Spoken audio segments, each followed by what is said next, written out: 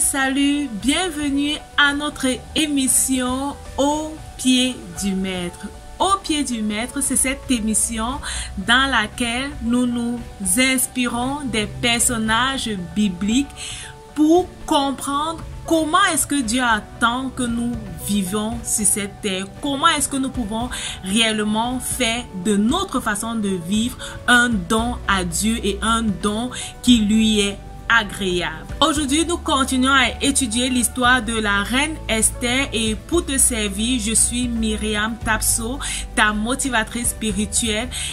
Je suis là sur cette chaîne pour t'encourager réellement à vivre cette vie de qualité à laquelle Dieu t'appelle, à vivre en étant la lumière du monde, vivre, oui, pour briller et pour éclairer la vie de d'autres personnes au travers de ton style de vie, au travers de ta vision et au travers des capacités que Dieu a mis en toi. Si toi aussi tu ne veux pas rater les émissions que je publie ici, alors vas-y, abonne-toi à cette chaîne et surtout clique sur la cloche de notification pour recevoir les informations à temps concernant les nouvelles publications. Oui, aujourd'hui, nous continuons à étudier l'histoire de la reine Esther. Si tu te rappelles très bien, après la déchéance de la reine Vasti, le roi s'est trouvé ou alors voulait se trouver une femme capable de remplacer la reine Vasti qu'il aimait et qu'il appréciait tant. Alors, quel était le critère? La jeune fille devait être jeune, oui, belle et elle devait être vierge. Et nous nous sommes rendus compte qu'Esther a rempli tous ces critères et Esther est dans le palais royal. Esther va devenir la prochaine reine de cet grand empire. Aujourd'hui, je vais parler avec toi du leadership, oui, parce que je crois que le respect du leadership, le respect de l'autorité a bel et bien permis à la reine Esther d'être acceptée par le roi et de finalement devenir reine. Dans le parcours de ta destinée, dans le trajet pour arriver à cette grande position que Dieu aimerait te placer pour être leader et impacter la vie de d'autres personnes, Dieu va mettre également sur ton chemin des leaders que tu auras à respecter, des leaders pour tester aussi, oui, pour tester aussi ta capacité à être leader demain. Alors Esther va être confrontée à cet homme Hégaï. En fait, qui était Hégaï? Hégaï, c'était l'eunuque du roi. Hégaï, c'était le gardien aussi des femmes des rois. Donc, il était habitué à être là au palais. Il était habitué à être avec le roi et il savait réellement ce que le roi aimait et il savait réellement ce que une jeune fille pouvait faire pour plaire au roi. Alors, les femmes se succédaient et oui, Esther n'était pas la seule femme qui était belle, qui était jeune et qui était vierge et qui se trouvait dans le palais cet instant-là. Il y avait également d'autres femmes qui étaient là et elles se succédaient auprès du roi. Le moment d'Esther était arrivé également d'aller auprès du roi. Rappelons-nous qu'elle a passé plusieurs moments là dans le palais à s'apprêter et certainement elle a utilisé beaucoup de produits pour son soin et pendant qu'elle s'apprêtait, je suis bel et bien sûre qu'il y avait certains senteurs qui lui plaisaient plus que d'autres. Il y avait certains senteurs qui épousaient sa féminité et qu'elle l'aimait. Et certainement, elle se disait, quand j'irai vers le roi, je vais prendre ceci ou cela avec moi. Non et non, ce n'est pas ce que la reine Esther a fait. La Bible dit que la reine Esther a demandé pour elle uniquement ce que Hégaï lui avait conseillé de prendre. Uniquement ce que Hégaï avait dit, ok, ça et ça et ça, tu prends avec toi lorsque ce sera ton moment d'aller vers le roi. C'est ce qu'elle a fait.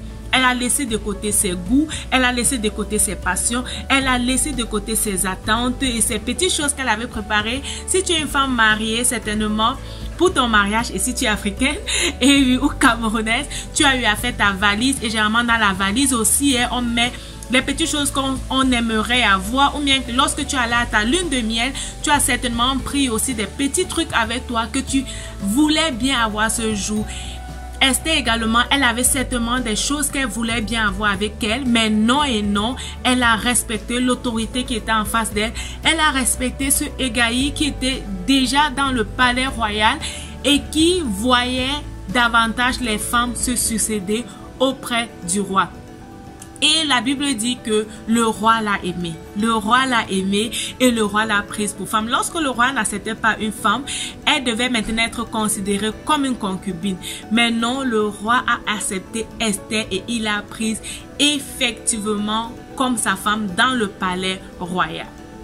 Dieu va mettre vraiment sur ton chemin des gens qui vont t'aider à aller vers ta destinée, qui vont venir te propulser vers ta destinée. Je t'encourage réellement à écouter ces gens, je t'encourage à utiliser le discernement, à comprendre ce qu'ils te disent. Ne te prends pas la tête et dis je connais tout, ne joue pas à la connais tout, mais laisse-toi enseigner, laisse-toi éduquer, laisse-toi transformer si tu veux réellement être cette lumière du monde et si tu veux réellement aller où Dieu voudrait t'amener.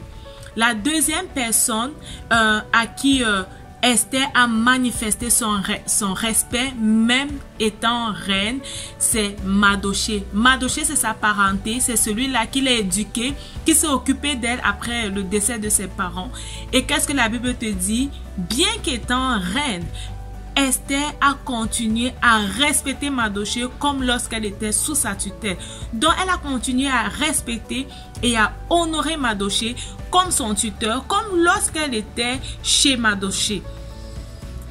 Dieu va amener certaines personnes à un rang élevé dans la société et l'erreur que plusieurs personnes commettent, et cette erreur que je ne voudrais pas que tu commettes, c'est de manquer du respect à ceux qui t'ont éduqué, manquer du respect à ceux qui t'ont tenu la main lorsque tu étais plus jeune, manquer du respect à ceux-là que Dieu a utilisés pour t'amener là où tu es. Lorsque tu manques du respect à ce genre de personnes, réellement, tu empêches Dieu de continuer à ouvrir pour toi les écluses des cieux. Ces gens, que ce soit tes parents, que ce soit tes tuteurs, ils ont été là, ils se sont sacrifiés à un moment donné de leur vie pour t'éduquer, pour faire de toi la grande femme et le grand garçon que tu es aujourd'hui. Et il te revient l'obligation, oui je le dis bien, l'obligation de continuer à les respecter. Maintenant, si au cours du parcours, il y a souvent aussi d'autres personnes qui sont devenues chrétiens et peut-être leurs tuteurs ou leurs parents n'étaient pas des chrétiens et pratiquent des actes qui ne sont pas compatibles avec leur foi. Qu'est-ce que la Bible te dit? La Bible te dit d'honorer tes parents selon le Seigneur. Ça veut dire quoi? Ça veut dire que s'ils veulent encore que tu pratiques ces choses qui n'honoraient pas Dieu, tu dois demander à Dieu l'intelligence et la sagesse pour les amener à comprendre que tu ne pratiques plus ces choses, mais toutefois toujours dans le respect. Ça ne sert à rien d'insulter tes parents, de dire qu'ils sont sorciers, qu'ils sont montés, sont descendus. Non, rappelle-toi, ce sont des gens qui t'ont éduqué et tu dois continuer à les honorer. Prie si tu es confronté à ce dilemme, prie, demande la sagesse à Dieu, demande les astuces à Dieu pour pouvoir les amener aussi, oui, à donner leur vie à Christ, parce que c'est aussi à ça que tu es appelé. Et oui, si tu regardes cette histoire pour la première fois, abonne-toi. Nous allons continuer avec le leadership et dans la prochaine vidéo, je vais te parler du leadership spirituel. Comment Esther, bien qu'étant reine, a continué à honorer Dieu, à continuer à honorer Dieu. Certaines personnes, lorsqu'ils deviennent riches, lorsqu'ils ont un peu, ils se prennent la tête et ils oublient Dieu. Non, la reine Esther, nous allons apprendre d'elle comment est-ce qu'elle a fait et comment est-ce qu'elle s'est attachée à Dieu et le bien que cela lui a fait de rester accroché à Dieu. Que Dieu te bénisse. Rappelle-toi, ta vie c'est un don de Dieu et la façon dont tu la vis, c'est un don que tu fais à Dieu. Que Dieu te bénisse et on se dit à la prochaine. Bye bye.